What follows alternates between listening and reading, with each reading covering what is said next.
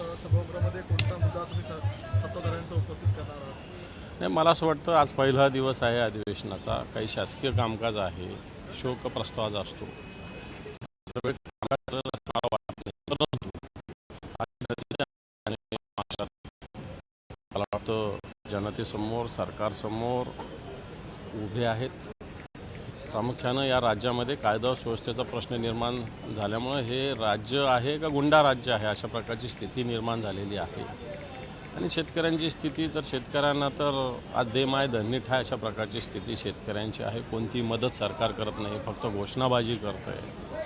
शेतकऱ्यांच्या मालाला शेतमालाला कोणत्याही प्रकारचा भाव राहिला नाही. कापसाची स्थिती, सोयाबीनची स्थिती आणि या सगळ्या स्थितीमध्ये मला असं वाटतं भले अधिवेशन छोटं असेल पण तो विरोधी पक्ष म्हणून सरकारला याविषयी निश्चित जाब विचारण्याची भूमिका आमची राहील. सर, जरांगे पाटील ज्या पद्धतीने आरोप करतायत त्यावर आता असा प्रश्न उपस्थित केला जातो, जरांगे पाटील यांचा बोलवता धनी कोण?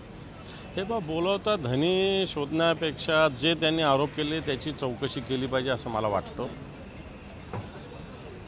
त्यांच्या भूमिका काय आहे, ते अशा पद्धतीनं त्यांचं वक्तव्य का निर्माण झालेले आहे, ते फक्त राज्याच्या उपमुख्यमंत्र्याविषयीच का बोलतायत.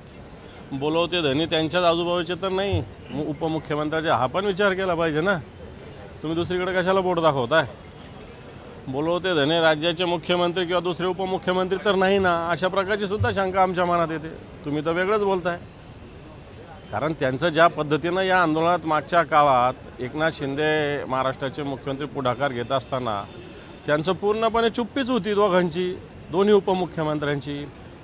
आणि मग मला असं वाटतं या भूमिकेत अशा पद्धतीनं जर त्यांची एका उपमुख्यमंत्र्याची दोन्ही उपमुख्यमंत्र्यांची चुप्पी असताना मुख्यमंत्री पुढाकार घेत असताना वाटतं ही सुद्धा शंकेला जागा आहे.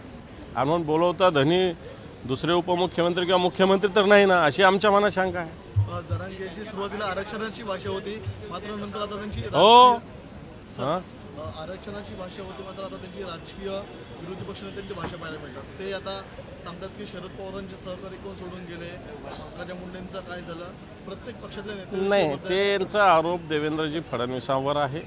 आणि देवेंद्रजी फडणवीसांमुळं काय काय स्थिती झाली असं ते बोलतात. बाकी विषय का नाही बोलत ते हा पण विचार केला पाहिजे ना. ते मुख्यमंत्र्याविषयी का बोलत नाही, उपमुख्यमंत्र्याविषयी का बोलत नाही, दुसऱ्या अजितदादाविषयी याचा विचार झाला पाहिजे. ही भूमिकाही आपण तपासली पाहिजे. आपण तिसरीकडे बोट का दाखवतोय असा माझा आपल्यालाच प्रश्न आहे. चला, थँक्यू.